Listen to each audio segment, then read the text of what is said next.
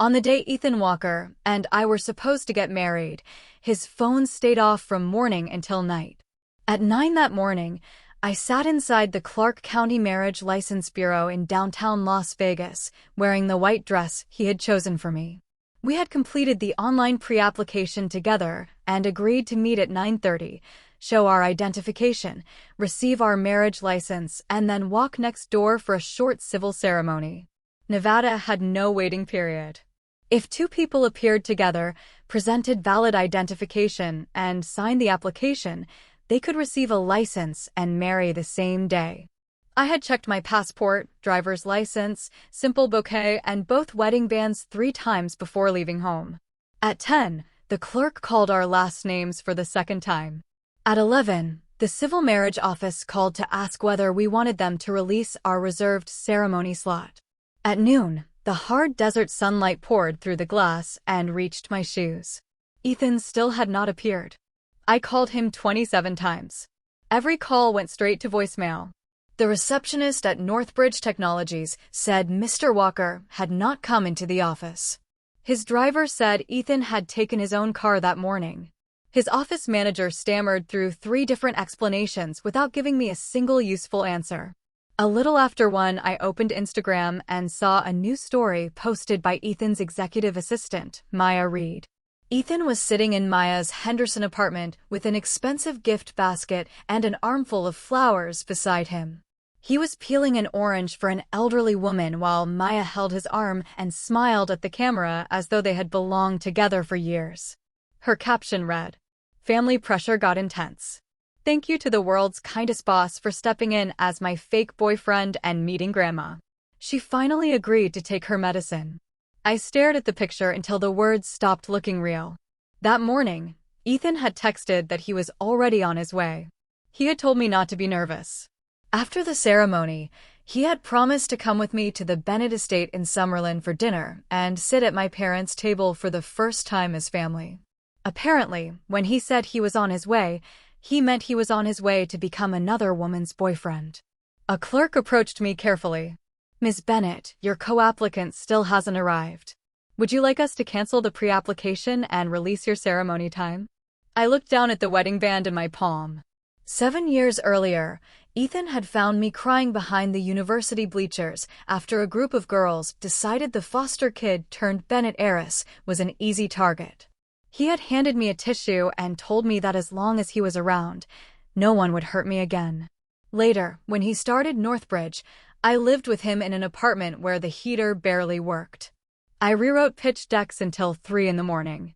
I invested the first real savings I had ever earned. I built models, introduced clients, and defended his ideas when no one else took him seriously. I had believed this day would be the ending of those 7 difficult years and the beginning of the rest of our lives. Instead, Ethan had decided I could wait. Maya's grandmother could not. Our marriage license could be obtained another day. Maya's lie had to be protected immediately. "Cancel it," I told the clerk. I slipped my engagement ring into its box and closed the lid. That was when a familiar voice spoke behind me. "Claire Bennett." I turned. Adrian Hayes stood near the entrance in a black overcoat, the cool air from outside still clinging to him. He had just flown in from New York. His assistant waited several steps behind him, but Adrian himself carried the lunch my mother had asked him to deliver. The Hayes and Bennett families had known one another for decades. I was 12 when I entered the Bennett's licensed foster home, and Adrian was 17. Everyone else had treated me with careful kindness, as if I were a guest made of glass. Adrian was the only person who had found me hiding in the garden and said bluntly, "If you don't feel like smiling, then don't. You don't have to earn your place in this family by pleasing everyone." He later left for college on the East Coast and eventually took over international investments for Hayes Group. We did not see each other often, but whenever he returned to Las Vegas, he always brought something my mother had asked him to deliver. His eyes moved from the empty chair beside me to the Instagram story still glowing on my phone. "He didn't come?" I turned off the screen. "He went to be someone else's boyfriend." Adrian was silent for several seconds. He did not comfort me. He did not insult Ethan. He simply placed the lunch in front of me. "Eat something first." Then I'll take you home. That restraint hurt more than sympathy would have. I looked at him and remembered a Sunday dinner at the Bennett house the month before. Henry Hayes had once again pressured his grandson to date seriously. Adrian had leaned back in his chair and said that if the family refused to stop arranging introductions, he might find someone he trusted, sign a fair prenuptial agreement, and enter a practical marriage that suited them both. "Do you still need a wife?" I asked. Adrian's gaze snapped to my face. People moved all around us, but for the first time that day I could hear my own heartbeat clearly. "Claire," he said slowly, "you're hurt. I can take you out of this building, but I won't make a permanent decision for you while you're in pain." "I'm thinking clearly." I held his gaze. "I'm not doing this to make Ethan jealous. I'm not trying to prove someone else wants me. I just realized I've already waited 7 years. I refuse to waste an eighth." He still did not agree. "You need your family to stop arranging dates. I need to end a relationship that should have ended long ago. We keep our finances and careers separate. If, after 1 year, the marriage doesn't work, we leave without destroying each other." I raised my chin. "Are you brave enough to do it?" Something moved in his eyes, too fast and too deep for me to understand. After a long silence, he asked, "Last chance. Are you sure?" I pushed Ethan's ring to the bottom of my bag. "I'm sure." Adrian did not take me straight to the counter. First, he asked his assistant to find a family law attorney who had no business relationship with Hayes Group. The attorney spoke to me alone by video, explained Nevada marriage law, separate and community property, and the legal consequences of divorce, then asked me several times whether anyone had pressured me. Only after I confirmed that the choice was mine did Adrian and I submit a new application and appear together at the counter. A canceled ceremony slot opened that afternoon. We carried our newly issued license into the civil marriage office. When the officiant asked us to stand closer for the photograph, Adrian did not touch me. He lowered his voice. "May I?"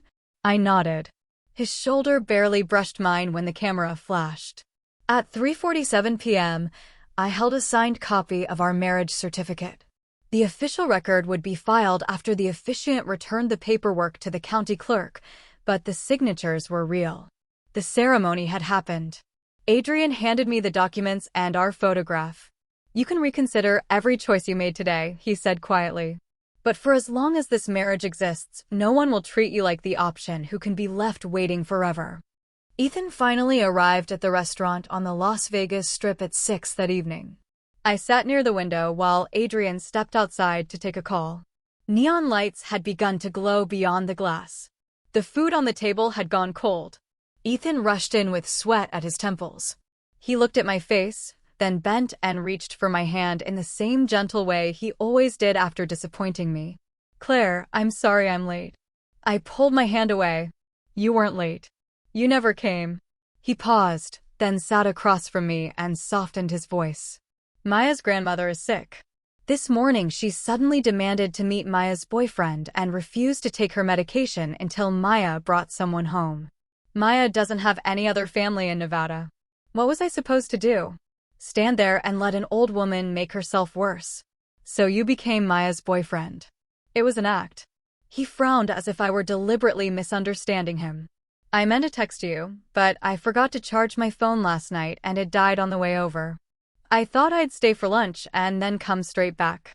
Her grandmother became unwell, so everything took longer." He said it so smoothly that anyone listening might have assumed we had missed an unimportant lunch reservation rather than our marriage ceremony. "We can apply for another license any day," he said, reaching toward my face. "You've always been compassionate. You can't seriously blame an elderly woman for this." I looked at him. "Do you know how many times I called you?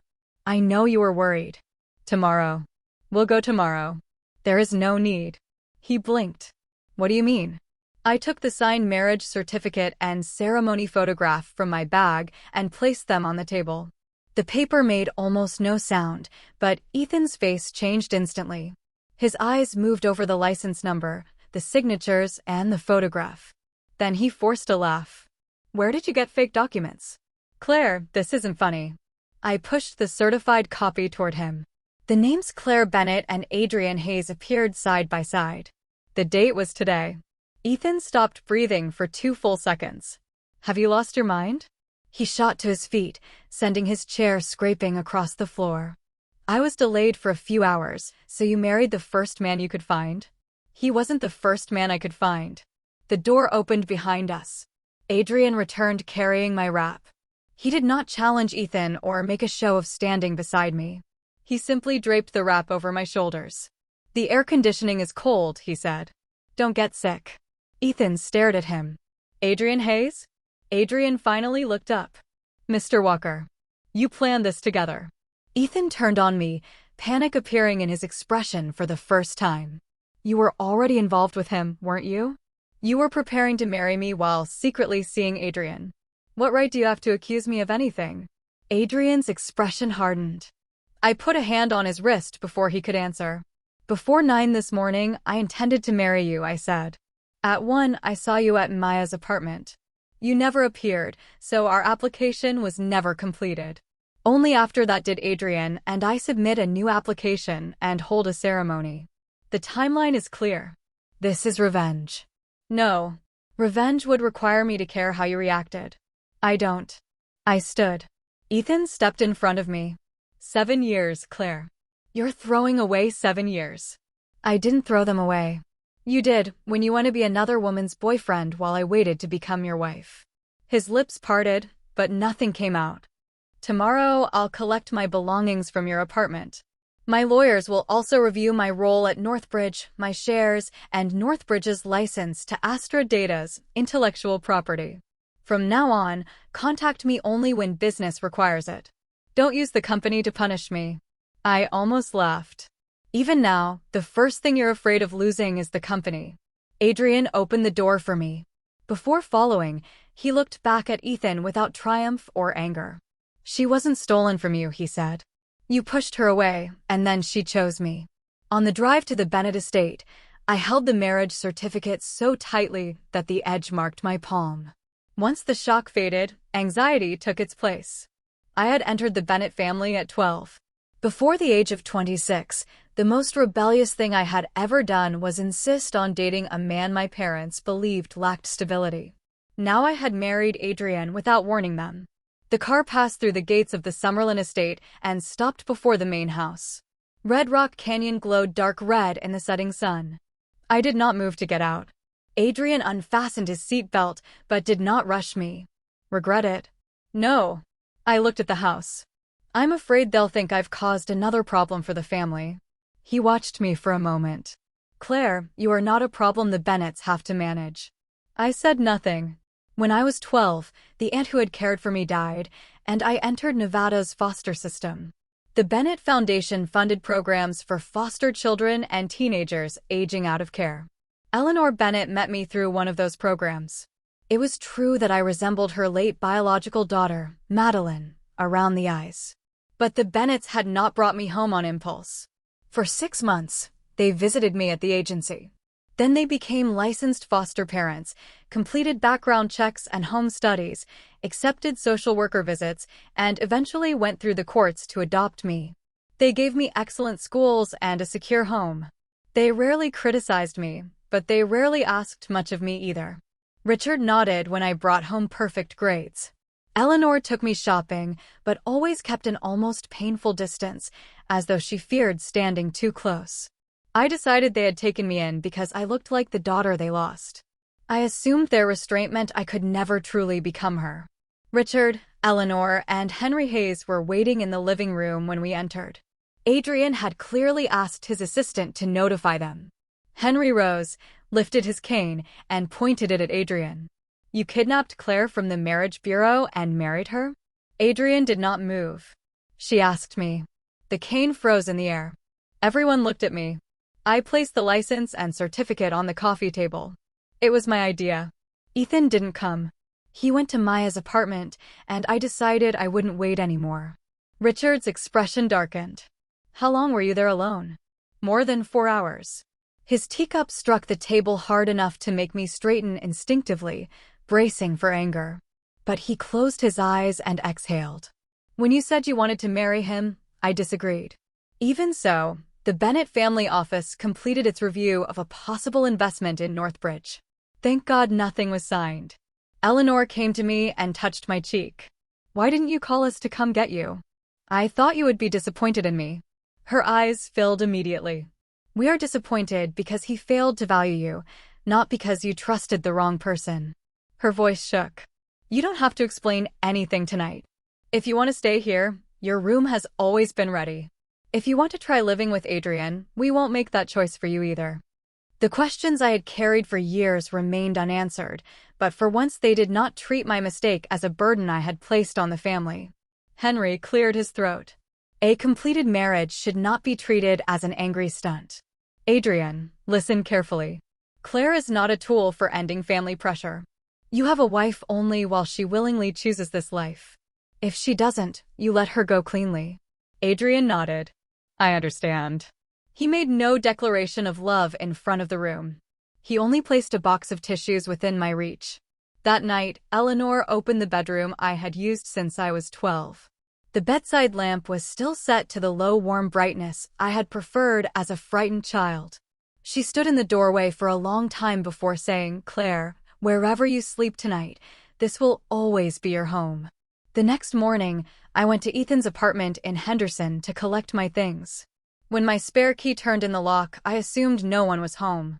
Then I saw a pair of silver heels in the entryway. They were not my size. The guest room door opened. Maya stepped out rubbing her eyes. She wore nothing but an oversized men's shirt. The hem barely covered her thighs, and the collar hung loose from one shoulder. I had spent weeks choosing that shirt for Ethan's birthday. I had told him he could wear it when we returned to the Bennett house after our ceremony. Now it was Maya's sleepwear. Her face went white when she saw me. Claire, why are you here? The primary bedroom door opened behind her. Ethan emerged in lounge clothes and stopped short. Claire, let me explain. You don't need to. I rolled my suitcase inside. I'm here for my belongings. My calmness made him more nervous. He moved in front of me. Maya took her grandmother to the hospital last night and passed out in the hallway because of low blood sugar. I brought her back here. She threw up on her clothes and borrowed a shirt. She slept in the guest room. I slept in my room. Nothing happened. Maya's eyes filled with tears almost on command. This is all my fault. I didn't know you gave him the shirt. I'll take it off and give it back right now. She reached for the buttons. Ethan caught her hand. Enough. What is she supposed to wear if she takes it off? Then he looked at me with accusation in his voice. You married someone else yesterday, and now you're here creating a scene over a shirt. Is this necessary? I stared at the protective way he held Maya's wrist, and suddenly every moment from the past 7 years made sense. The first time Maya missed the last train after working late, Ethan drove her home. The second time she had a fever, he stayed at the hospital all night. The third time a client humiliated her, he defended her in front of the entire department. Each time, he said he was only a good employer. Each time I admitted I was uncomfortable, he asked why I could not be more generous. I had not lost to a woman with low blood sugar. I had finally accepted that Ethan had trained himself to place her needs above my feelings. I walked around them and packed my clothes, books, and documents. Ethan followed, explaining without pause. Your marriage to Adrian is revenge. I don't believe you've known him all these years and suddenly fallen in love with him. I never said I loved him. Hope flashed across Ethan's face. I closed the suitcase. But I know I don't love you anymore. The color drained from him. At the entryway, I left my key beside a letter my attorney had prepared the night before. Astra Data had owned the copyrights, source code, and all derivative rights to its core forecasting model from the beginning. Northbridge held only a 2-year, non-transferable license. Any renewal required negotiation between the companies. The expiration date had been written into the contract long before our relationship ended. I resign as Chief Strategy Officer of Northbridge Technologies. Astra's fixed-term license will expire at the end of this quarter, and I will not renew it. The Bennett family office is also ending discussions regarding Northbridge's Series C round. Ethan grabbed the letter. You're trying to destroy Northbridge. Northbridge wasn't built by one person, and it won't collapse because I leave, I said. But you don't get to call my work unimportant and still demand that my company support yours forever. You're mixing business and personal matters. No, I'm following the contract. I am not terminating the license early. I am not taking clients or employees. You never owned Astra's model, Ethan. Northbridge rented the right to use it for a limited period. When that period ends, I have no obligation to keep my work inside your company. Maya stepped forward. Ethan sacrificed a lot for Northbridge too. You have the Bennett family behind you, so of course you can walk away. Northbridge is everything he has. I looked at her. Then stay and help him save it. I pulled my suitcase into the hallway. As the elevator doors closed, Ethan remained in the apartment staring at me as though he had finally understood that I was not waiting for him to say the right words. Adrian lived in a modern house on the western edge of Summerlin overlooking Red Rock Canyon. I had assumed we would continue living separately, but he pointed out that Henry already knew about the marriage. If we vanished into different homes the next morning, the old man would probably move into Adrian's office with a private physician and a list of questions. You can use the guest room or return to the Bennett house, Adrian said, placing a set of keys in my hand. Look at the room first. If you dislike it, we'll change it. Nothing about the arrangement means you have to stay. The house manager led us upstairs. At the end of the hall was a guest room facing the canyon. A broad desk stood near the window. The shelves held mystery novels. White orchids sat beside a warm bedside lamp. I stopped in the doorway. What is it? Adrian asked. This looks like the reading room I described years ago. He paused. I borrowed the idea when the house was renovated 2 years ago. It's always been a guest room. No one has used it. There were no clothes in my size, no slippers waiting for my feet, no evidence that he had assumed I would eventually move in. Only the novels, orchids, and light suggested he had remembered a casual conversation for a very long time. After dinner, he placed a post-nuptial agreement drafted by separate attorneys on the table. It stated that our premarital assets would remain separate, that shared expenses would be negotiated, and that either of us could request separate living arrangements. If I chose to end the marriage, he could not use the Bennett family, the Hayes family, or any business relationship to pressure me. I turned to the last page. No house, shares, or guaranteed settlement. I don't want you to accept anything that makes you feel indebted to me. I proposed the marriage, which means you should also be able to end it without proving that your reasons are good enough. He took another bedroom for himself. He knocked before entering mine. He asked before moving my luggage. When the house manager brought toiletries, he let me decide what stayed. Ethan had often said that because he loved me, I should understand his schedule and accept his decisions. Adrian wrote no beautiful promises into the agreement. He simply left room for refusal in our daily life. After signing, I returned to the guest room. A glass of water sat beside the bed. The curtains remained open. Under the glass was a note. I don't know whether you prefer complete darkness or a narrow gap. Your choice. I woke from a nightmare after midnight and found Adrian working in the study. He closed his laptop when he heard me. Can't sleep. Not really. He did not ask whether I had dreamed about Ethan. He went to the kitchen and warmed milk. Halfway through the cup, I asked, "Did you know Ethan was going to abandon me?" "No." "Then why were you at the marriage bureau?" "Eleanor couldn't reach him. She asked me to bring you lunch. She was afraid you were waiting alone, but she also worried that appearing herself would embarrass you." I looked down at the cup. "Claire," Adrian said, "I am glad you asked me. But I did not arrange what Ethan did. I would never push you into the mud first, so I could be the man who pulled you out." He walked me back to my room and stopped outside the door. "Good night, Mrs. Hayes." It was the first time he had called me that. His voice was quiet, almost careful, like a name he had kept hidden for years and had finally been given permission to say. 3 days later, Ethan blocked my path outside Astra Data's office in the downtown Las Vegas Innovation District. He looked as if he had not slept. The license expiration notice was crumpled in his hand. "We need to talk. Schedule business questions with legal. This isn't about Northbridge." He stopped the elevator doors from closing. Maya's grandmother got worse. The doctors say she could return to intensive care at any time. I waited.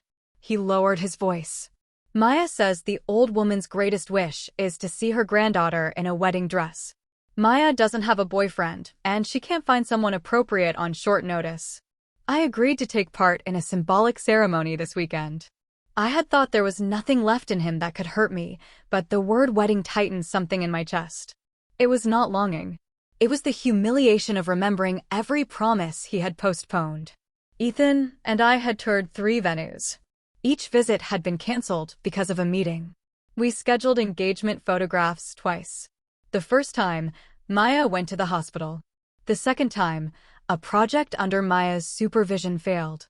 Yet one sentence from her grandmother was enough for Ethan to organize a wedding in 3 days. "Did you come to invite me?" His expression stiffened. "I need you to delay announcing your marriage to Adrian. Northbridge's Series C round is about to begin. People have always assumed I would marry into the Bennett family. If your sudden marriage becomes public while I'm seen at Maya's ceremony, investors will question my judgment and the company's governance." At last, I understood.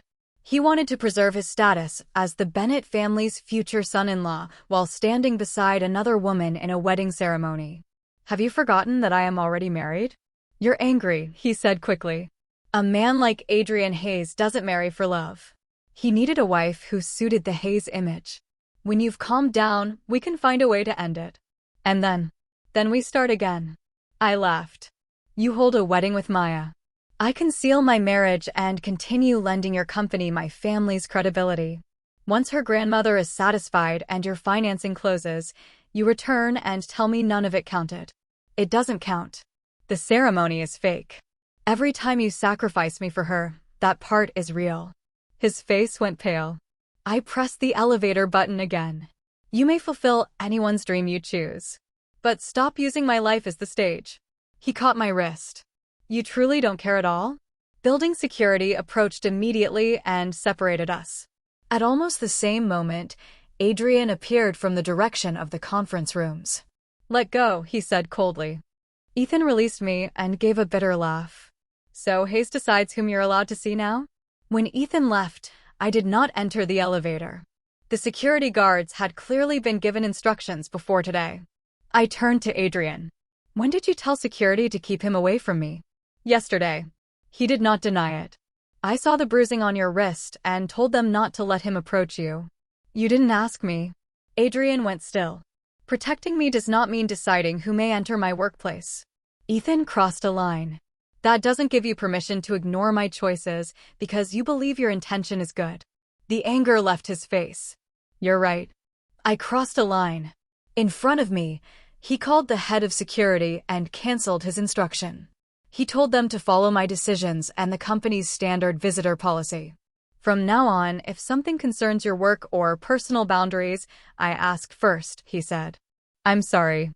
He offered no excuse and did not ask me to appreciate his motives. I nodded. "We have a meeting upstairs." He took the documents from my arm, but he did not choose the route or direct me forward. We entered the elevator side by side. For the first time, I saw clearly that Adrian did not instinctively know how to love me perfectly. The difference was that when I told him he was wrong, he stopped and changed. I founded Astra Data in Las Vegas after college with 2 technical partners. We specialized in supply chain risk forecasting. The copyrights, source code, and improvement rights to our model had always belonged to Astra. When Ethan started Northbridge and had little capital, I granted his company a 2-year, non-transferable license at a symbolic price. I also joined Northbridge as Chief Strategy Officer and helped secure its first major clients. To protect his pride, I never emphasized the relationships and credibility the Bennett family had placed behind him. Business magazines called Ethan a self-made technology visionary. I never corrected them. 7 years later, Northbridge's valuation approached $800 million. Astra still had fewer than 30 employees. For years, I told myself it did not matter. Ethan and I would become a family. His success was mine. Only after leaving him did I understand that loving someone should not require erasing my name from my own achievements. I began separating Astra from Northbridge one agreement at a time. The model license still had 2 months remaining, and I did not end it early. Clients had been developed through different combinations of work, so legal reviewed each account carefully. I did not recruit employees who wanted to remain at Northbridge. Anyone who approached Astra independently had to complete confidentiality review, return data, and finish a proper transition. Adrian read my plan. Do you want Hayes Group to provide bridge financing? Not yet. All right. Tell me if that changes. He did not use Hayes Group to crush Northbridge as Ethan had predicted. A software purchase agreement Northbridge had legitimately earned continued through the normal process. Only the attached strategic investment was withdrawn. I asked Adrian why. That contract was won by a Northbridge team, not by Ethan alone, he said. Taking back what belongs to you doesn't require innocent employees to pay for his decisions. That was exactly what I wanted. Over the next 2 months, Astra moved into a larger office in the Innovation District. I invited an early partner to return and began launching an independent product. Richard did not hand me family money. He told the Bennett family office it could compete in the financing process under the same standards as every other institution. In the end, Astra chose a San Francisco fund with no connection to either the Bennett or Hayes families. On the day the documents were signed, Richard sent one message. Well done. 5 minutes later, he sent another. Come home Sunday. Your mother is baking the apple pie you like. I smiled at the screen for a long time. I had spent years believing my parents did not care. Now I was beginning to understand that some love existed quietly because none of us knew how to speak it. Ethan, meanwhile, grew more desperate.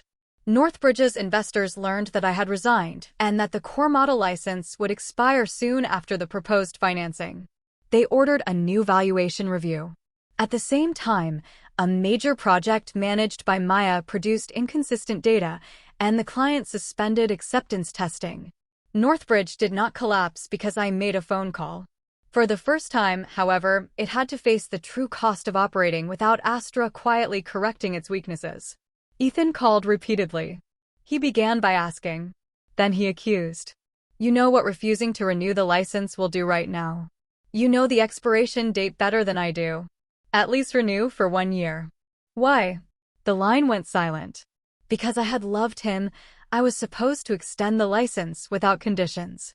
Because I had stood beside him for 7 years, my work was supposed to remain part of his company forever. Even Ethan could not say those words aloud. I ended the call and instructed legal to receive all future communication. That night, I found Adrian in the kitchen using tweezers to inspect a piece of roasted salmon for fine bones. How did you know I won't eat fish with small bones? I asked casually. His hand paused. Eleanor told me. Later, I asked my mother. She looked genuinely confused. When would I have told him that? Maya's wedding was scheduled for Saturday. Ethan originally booked a quiet chapel in Summerlin and planned to invite only a few relatives so her grandmother could watch.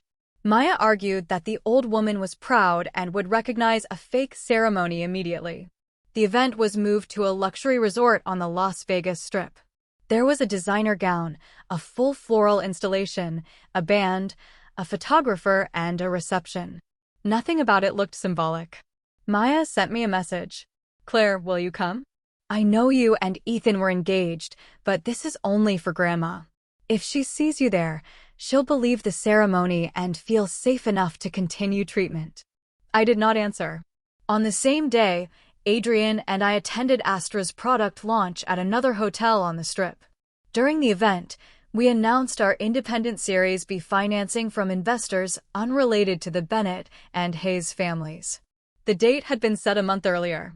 Once the product and financing announcement went public, several business reporters waiting outside Maya's wedding moved to our event instead. I had not tried to steal their attention. Ethan simply never knew enough about my work to remember my launch schedule. By the end of our presentation, Instagram and TikTok were filled with clips of Maya in a wedding gown walking beside Ethan. In one video, her grandmother sat in a wheelchair with tears in her eyes. When the officiant asked whether she approved of her new grandson-in-law, the old woman looked startled. Maya quickly took the microphone and said her grandmother was too emotional to speak. A few minutes later, Ethan sent me a photograph. He stood beneath an arch of white roses with Maya holding his arm. His message read, You can look at this and feel nothing? I did not reply. Adrian took the phone gently from my hand and turned off the screen. The launch is finished. We aren't discussing him tonight. What are we discussing? The fact that you promised to have dinner with me and then accepted another 20-minute interview. His severe tone made me laugh. Is Mr. Hayes filing a complaint about my overtime? Yes. He opened the car door. Mrs. Hayes has committed a serious violation of my dinner schedule. We went to a casual Mexican restaurant in the Arts District. Adrian sat in an expensive suit on an ordinary wooden chair and ordered mild carne asada tacos for me. He also told the server to leave off the cilantro. I studied him. Did my mother tell you that too? Tell me what? That I hate cilantro. Is it difficult to guess? The last time we ate together was 3 years ago. I didn't order anything with cilantro. Adrian looked down at his water. For the first time since our marriage, he appeared embarrassed. A vague suspicion formed in my mind, but before I could examine it, the restaurant television changed to breaking business news. At 10 that evening, clips from Maya's wedding began trending on X. A Las Vegas gossip site claimed the founder of Northbridge Technologies had abandoned his fiancé of 7 years and secretly married his executive assistant. The institutions considering Northbridge's series C financing demanded an explanation before midnight. Only then did Ethan understand that a supposedly private fake wedding still contained a bride, vows, guests, photographers, and himself. It was more than enough to destroy investor confidence in his judgment. He called Maya again and again, ordering her to remove the videos. She cried and insisted relatives had posted them without permission. The next day, a hospital review exposed a worse lie. No physician had told Maya that her grandmother had only a month to live. The woman had been observed after an acute complication. Her doctors warned that the condition could recur, but no one had described her as terminal. When she recovered enough to speak clearly, the grandmother said she had never asked to see Maya married. She had only told her granddaughter to stop sacrificing her personal life for work. The dying wish that justified everything had never existed. Ethan learned the truth in the hallway of the Summerlin Hospital. Maya's grandmother overheard them arguing, tore the pulse oximeter clip from her finger, and pointed at Maya. When did I ask you to bring your boss here and deceive me? The first day you brought him home, I asked whether he had a fiancé. You told me they had already separated. Maya began to cry. She said she had been terrified of losing her grandmother. She said she loved Ethan. She insisted that she had never intended to destroy my relationship. I thought, if he kept choosing to help me, then maybe he cared about me too. For the first time, Ethan did not wipe away her tears. He left the hospital and came directly to Astra. A sudden summer storm had broken over Las Vegas. By the time I finished working, he had been waiting in the lobby long enough for rain to soak through his suit. Reception refused to let him upstairs, so he remained near the entrance until the elevators opened. He hurried toward me. Claire, Maya deceived me. I stopped. Her grandmother never asked for a wedding. Her condition was never as bad as Maya claimed. Maya created all of it. On the day we were supposed to get our license, she said the old woman was refusing medication. At the apartment, she deliberately ruined her clothes. She has been using my sympathy from the beginning. He spoke like a man who had finally found the evidence that would save him. I know the truth now. I've suspended her. I'll repair the damage from the wedding. We can start over. I felt only tired. When Maya lied about needing a boyfriend, you didn't know the truth. Exactly. But you knew I was waiting at the marriage bureau. He fell silent. When she lied about her grandmother wanting a wedding, you didn't know the truth. But you knew we had been planning our wedding for 3 years, and you never made time for it. Claire. When she walked out of your guest room wearing the shirt I bought you, perhaps every explanation was true. But you still told me I was selfish for being hurt. The color slowly left his face. Maya's lies are her responsibility, I said. Believing her, protecting her, and sacrificing me were your choices. Being deceived does not excuse the way you treated me. He caught my hand. I only thought you would never leave. There it was. The truth beneath every excuse. He had always known I would be hurt. He simply believed that no matter how much pain he caused, I would remain where he left me. I pulled my hand free. Then now you know better. His eyes reddened. What about Adrian? Do you love him? I paused. That is between Adrian and me. You don't. Relief made him almost frantic. You're using him to forget me. Even if I haven't fallen in love with him yet, he has never demanded that I surrender my boundaries to prove that I care. Adrian's car waited beyond the glass doors. He did not enter the lobby or remove Ethan by force. He stood beneath the awning in the rain and let me decide when to leave.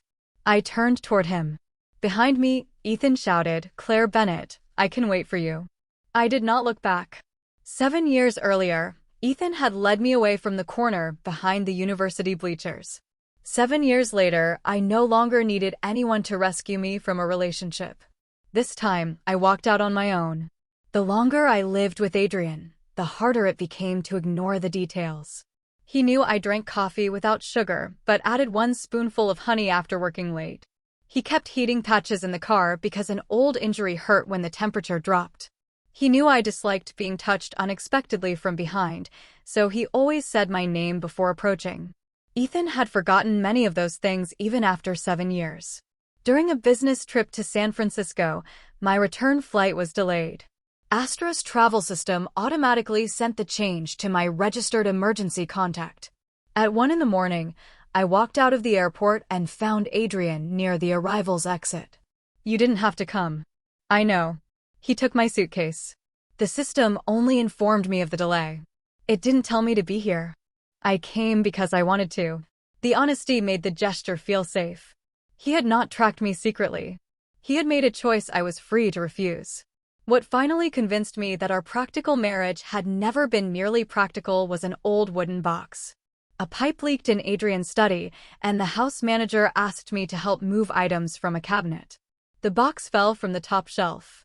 Its lid opened when it hit the floor. A photograph from my high school track meet slid out, followed by a faded bookmark, a repaired paper crane, and a note I had written when I was 17. Thank you for telling me I don't have to smile when I don't want to. When I become powerful one day, I'll protect you too. I had forgotten writing it. Adrian had kept it for 9 years. At the bottom of the box was an interior design plan dated 2 years earlier. Beside the guest room facing Red Rock Canyon, he had written, "Use the reading room layout Claire once described. Keep as a long-term guest room." It did not say room for Claire. It did not assume I would eventually move into his home. But it included the mystery novels, white orchids, and lamp that did not turn itself off. When Adrian returned that evening, I placed the plan on the dining table. "How long have you loved me?" He stopped in the doorway. This time, he did not invent an explanation. "Since you put that paper crane in my suitcase when you were 17. My heart struck hard against my ribs. "So when I asked you at the marriage bureau, you didn't agree on impulse." "No. Why did you never tell me?" "Because you loved Ethan." He said it without bitterness. "I didn't like him, but you did. If I had told you, my feelings would have become another pressure in your life. Until you said you wanted to leave, I had no right to make that decision for you." "You did make a decision for me once," I reminded him. With security.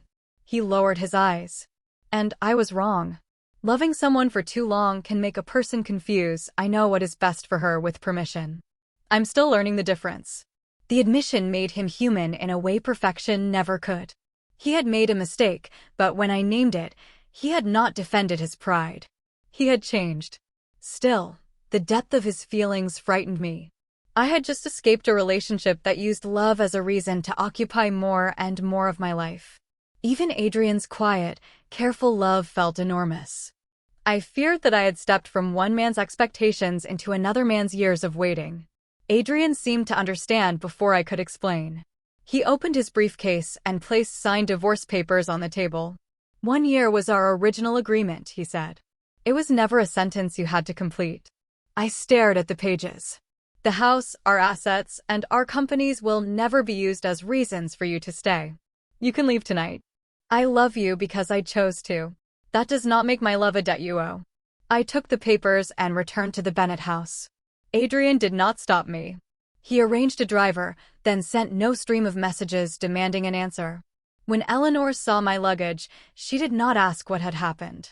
She simply turned on the light in my old room. When you were young, you left this lamp on all night whenever you were afraid, she said. The first time Adrian stayed here, he noticed. Every time he came home after that, he asked whether the light still worked. I tightened my hand around the suitcase handle. You knew he loved me? I suspected. He asked us not to tell you. Richard came out of his study carrying an old file. Inside were my adoption records, an independent trust, and years of family estate documents. My name appeared beside Madeline's. Every legal document identified me as their daughter, never as a replacement for anyone. Eleanor's eyes filled as she explained that my resemblance to Madeline had first drawn her attention, but 6 months of visits had made her love me for myself. Later, she had kept too much distance because she feared her grief would harm me. Her silence had created the wound she was trying to prevent. Richard sat across from me. We asked very little of you because we feared you would believe adoption came with conditions. But having no conditions does not mean there was no love. Whomever you marry, whomever you leave, you remain our daughter. Among the documents was an email Adrian had sent Richard 5 years earlier. He had refused 2 family-arranged introductions and written, Claire has the right to choose her own life. If she ever chooses me freely, I will treasure that choice. If she does not, the Hayes family must never use the Bennetts' kindness to influence her.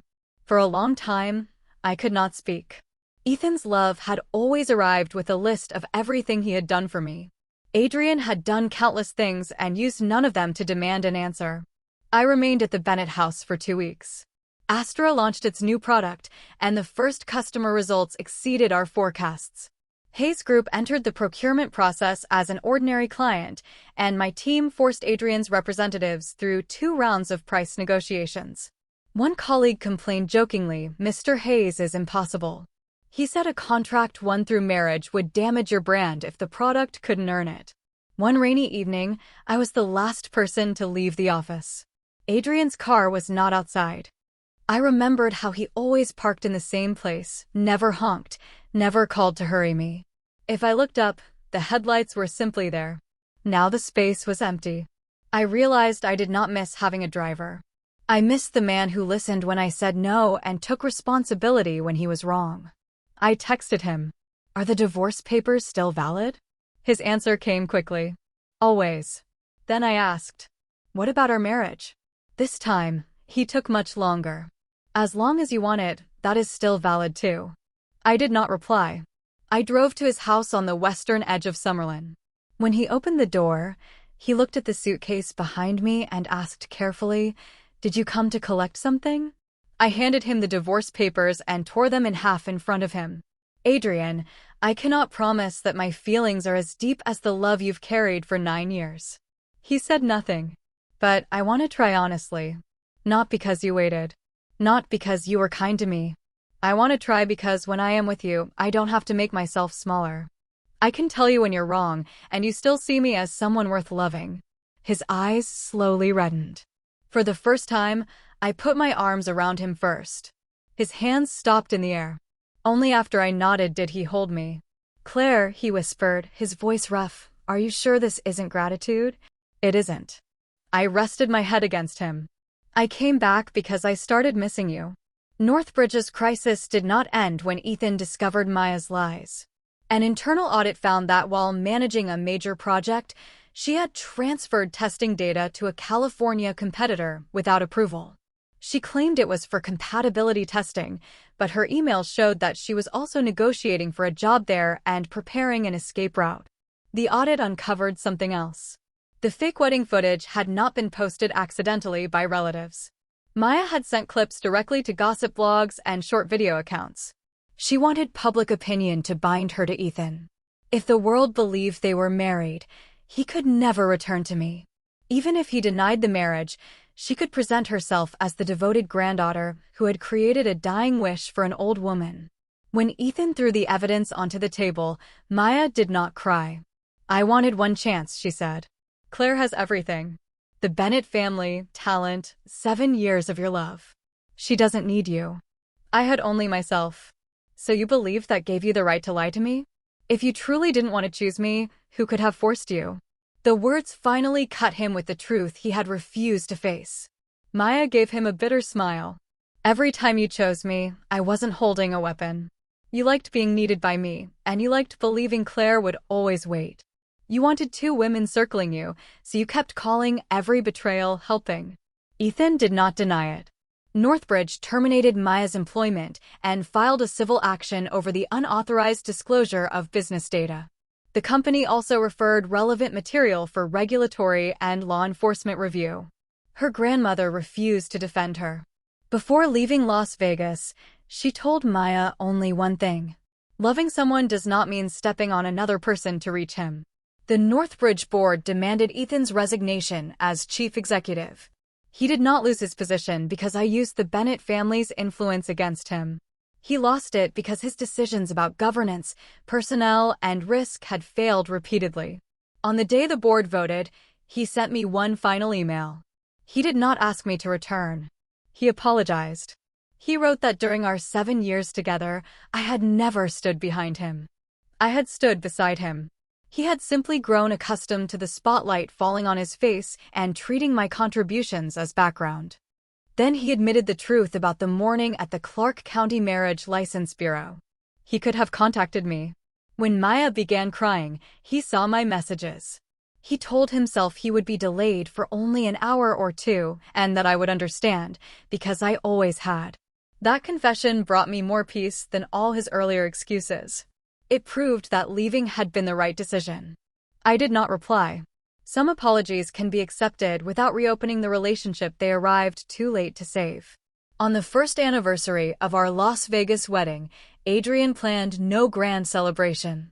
He went to work as usual, came home early, and attempted to cook 2 bowls of noodles that were not especially good. After dinner, he placed our original 1-year agreement on the table. "The term has ended," he said. "You can choose again." I pretended not to understand. Choose what? Continue or end it? Even after we had acknowledged our feelings, he did not treat my staying as something he automatically owned. I took a new envelope from a drawer. For the first time that evening, Adrian looked nervous. Inside was not a divorce agreement. It was a venue confirmation for a small chapel on Mount Charleston. It was not one of the places Ethan and I had toured. I did not want to repair an old wedding by copying it with a different man. Adrian and I had passed the chapel together on a drive and both said we liked it. "Last year was rushed," I said. "Would Mr. Hayes be willing to have a wedding that belongs to us?" He stared at the page for so long that I raised an eyebrow. "You don't want to?" He swept me into his arms. I grabbed his shoulders in surprise. "I want to," he said, smiling in a way I rarely saw. "I've waited so long that I'm trying not to look too eager." A light snow fell on Mount Charleston on our wedding day. Richard walked with me along an aisle lined with pine branches and white flowers. Halfway to the altar, he stopped. "When we brought you into the Bennett family, it was not so you could replace anyone," he said quietly. "And today I am not giving you away to anyone." His hand trembled around mine. "You can always come home." My eyes burned. "Dad, I know." Adrian stood at the end of the aisle. He did not rush toward me. He waited while I crossed the distance one step at a time. Before the ceremony began, he bent toward me. "Nervous?" "A little." "Tell me if you need to stop." I took his hand. "I'm not standing here because I have nowhere else to go." His fingers tightened around mine.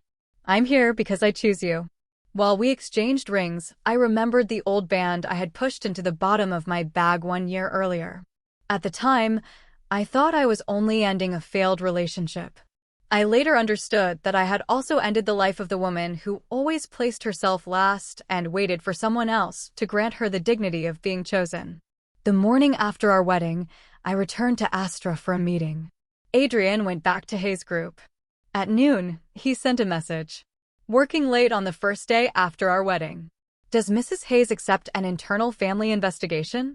I replied, "Mr. Hayes may make an appointment like everyone else." He sent a photograph from outside my office. His car waited in the familiar place with its lights on. I closed my computer. This time, I did not leave because I feared disappointing anyone. I left because I wanted to see him too. 2 years later, Astra acquired a Canadian risk analysis company and became an independent North American industry leader. At the end of an interview, a Forbes reporter asked whether marrying Adrian had been the greatest turning point in my life. I thought about it and said no. The greatest turning point had occurred at the Clark County Marriage License Bureau, when I finally understood that another person's absence was not evidence of my failure.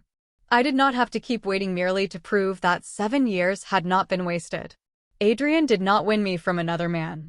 He showed me that love could move closer and still apologize. It could wait without replacing the other person's choice. When I walked out of the studio, he took my briefcase. "What time are you finishing today?" "6. Do you want me to pick you up?" I smiled at him. Yes. He did not walk ahead and pull me forward. He did not trail behind and urge me to move faster. We left side by side, our steps matching.